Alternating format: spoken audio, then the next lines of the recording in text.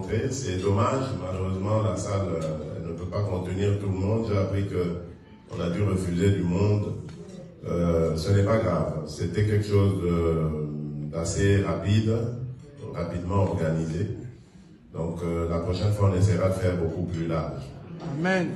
Donc, je tenais à vous voir, évidemment, parce que, comme en 2018, avant d'aller à la bataille, je suis parti d'ici. Et j'ai reçu votre bénédiction.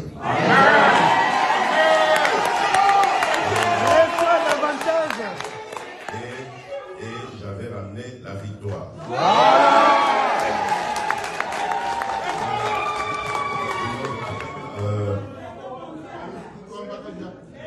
Comme vous le savez, comme je l'ai dit, il va y avoir une grande bataille électorale. Ce n'est plus un secret, mais je l'annoncerai officiellement lorsque je serai à Kinshasa, par hommage d'abord à notre peuple et priorité à notre peuple, dont la majorité se trouve au Congo, donc je l'annoncerai officiellement là-bas, mais bon, vous le savez, que ce soit par votre volonté, que ce soit par ma propre volonté par rapport à ce que nous avons commencé à faire dans ce pays, je vais redemander la confiance de nos compatriotes.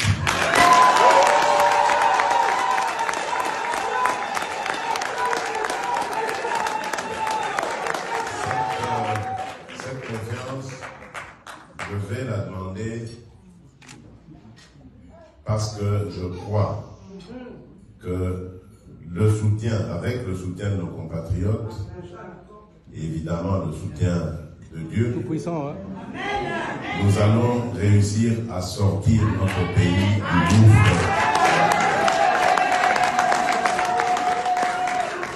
gouffre dans lequel on l'a plongé depuis de nombreuses années. À commencer déjà par la situation sécuritaire. Vous savez que c'est depuis 1994 que la République du Zaïre, à l'époque devenue ensuite la République démocratique du Congo, tire le diable par la queue. Parce que nous avons eu le malheur d'ouvrir nos portes à nos frères voisins qui subissaient les affres du génocide. Et depuis lors, les malheurs se sont invités dans notre pays. Nous n'avons cessé de compter nos morts dans l'indifférence la plus totale de la communauté internationale. Mais aujourd'hui, je peux vous dire que grâce à la diplomatie efficace, volontariste et surtout intelligente que nous avons menée, je suis vraiment en mesure de vous dire que la situation est en train de changer en notre faveur.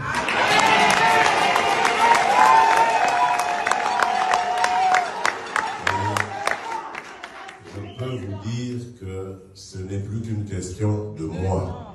Amen. Suivez ça avec moi et vous me donnerez raison. Béto. Je ne peux pas en dire plus à ce stade, mais je suis convaincu de ce que je dis et ce que je fais. Cette situation de nos malheurs, dans quelques mois, elle sera derrière nous et dans nos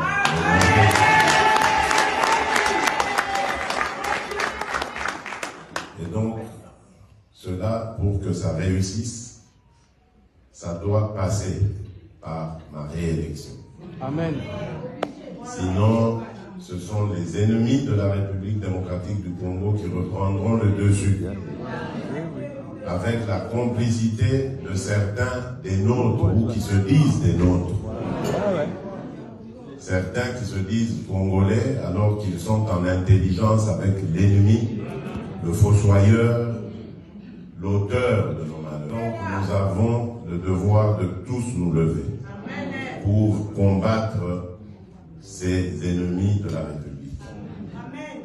C'est vrai, nous sommes dans une démocratie, Mais on ne doit pas profiter de la démocratie pour faire du tort au peuple en complicité avec nos ennemis.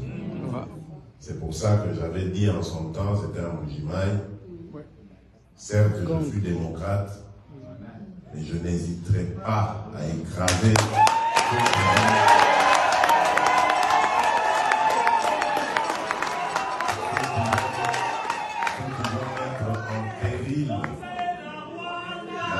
la stabilité et la sécurité de notre pays.